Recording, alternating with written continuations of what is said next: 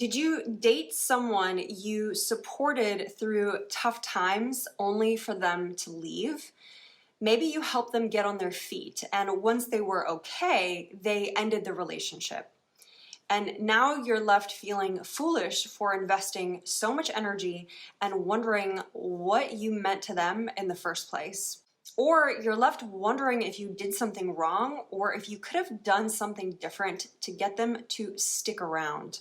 In this video, we'll explore the fearful avoidant, helpless archetype and how this type can fit like lock and key with someone who has a more of a caregiver archetype. And we'll talk about how this type of bond can leave the caregiver type heartbroken. Hi, I'm Katya Morozova. I'm an attachment coach and NARM practitioner.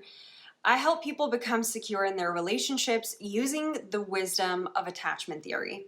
If that sounds helpful to you, then please subscribe. I'm also the founder of KatyaMorozova.me, and if you'd like to work with me one-on-one, you can book a coaching session on that website. Let's talk about the fearful avoidant, helpless archetype.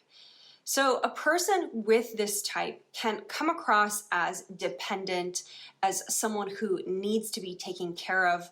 They can also come across as someone who is wounded, vulnerable, or needs protection. This archetype can often struggle professionally. They can struggle with their finances. Their life can have a lot of instability, whether that's financial, emotional, familial, or their relationships. They can also come across as really sweet or innocent and sometimes even childlike. And they tend to pull on your heartstrings, the part of you that really wants to take care of someone. Relationships with this type of person can sometimes move quickly because of the instability that they have in their lives. So this could look like them having to depend on you very early in the relationship. Maybe you move in together really quickly, or you offer them some kind of financial support where you wouldn't have offered that to anyone else. Relationships with this type can often be focused on putting out fires for them, whether they're experiencing some emotional breakdowns, or maybe you are bailing them out of another financial emergency, or it could be a lot more subtle, where the relationship is simply focused on their challenges and needs while you are the rock of the relationship. Sometimes relationships with this type can end when this person gets on their feet and they no longer want to depend on you.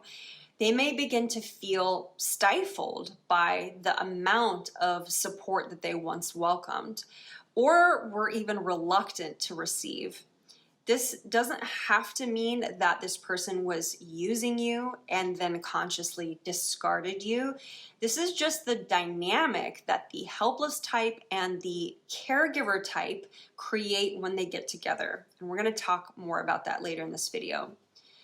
Or the relationship can end because even though this person comes across as helpless, they recognize that they're an adult who needs to stand on their own 2 feet. And in those clearer moments, they often push for independence and want to make it on their own without your help. They may even feel guilty for taking so much from you and not being able to reciprocate. What you want to understand about this type of FA is that they have a wound around a sense of agency. This means that a big part of them struggles to feel capable as an adult. This conflict between wanting to be taken care of and wanting to stand on their own 2 feet can often be especially triggered in their adult romantic relationships. So when the relationship ends, often the caregiver type is left wondering a few things. One, are they going to be okay without you? And should you do something more for them now, even though they're no longer speaking to you? 2, did your relationship mean anything to them? And 3, could you have done something different to maintain the relationship? So let's quickly answer these questions. So first, yes, they'll be okay without you, because at the end of the day, no matter how helpless this person seems to be on the outside, consider that they are savvy enough to get most of their needs met in your relationship and empowered enough to end up in a situation where their partner invests much of their time, energy, and resources without them having to put in as much. And should you do anything for them now really depends on what you think you can do for them realistically and what purpose does that serve. Those are two questions I would ask yourself. Next, I know that when a relationship ends suddenly, it can feel like it didn't mean anything to that other person. But at the end of the day, only you know what you shared and how you felt. I think it would be doing yourself a total disservice to imagine that the relationship meant nothing just because it ended. And 3, is there anything that you could have done differently? Well, I'm going to give you the short answer and the long answer. The short answer is no, because likely your relationship was set up to fail from the beginning. And I'm going to tell you why in a moment, but both parties entered into it without fully realizing what they were getting into. This type of dynamic typically happens when two people get together who haven't worked through some deeper layers of their trauma and instead are magnetized to each other and fit together like lock and key. This is what a lot of people call a trauma bond, and typically no one realizes that they're actually in one until the relationship has already gone through quite a few twists and turns. So what attachment style trauma bonds to the helpless archetype? Well, as we've been talking about, it's the savior or the caregiver archetype. We often talk about fearful avoidants who lean more avoidant, but rarely talk about the fearful avoidants who lean more anxious. These people tend to chronically get into relationships where they are taking care of another person almost as if they were a dependent or a child. Or they have a string of relationships where they help their partner get on their feet only for them to leave. Growing up, this archetype likely had to take on a caretaking role way too young. If you resonate with this type, you likely had a parent who struggled with mental illness, or a parent who neglected you and their adult duties, or you simply were the most competent and reliable person in your household. Taking care of others was what you had to do to survive in that environment. And taking care of others then becomes an intrinsic part of your identity. The idea of being taken care of feels vulnerable and foreign. Since you couldn't trust your primary caregivers to take care of you during the most critical time in your development and the development of your attachment system. So then, as adults, the idea of relying on others seems really shaky. Instead, you somehow continue to attract partners who need to be taken care of versus partners who are equals and who can also take care of you and reciprocate.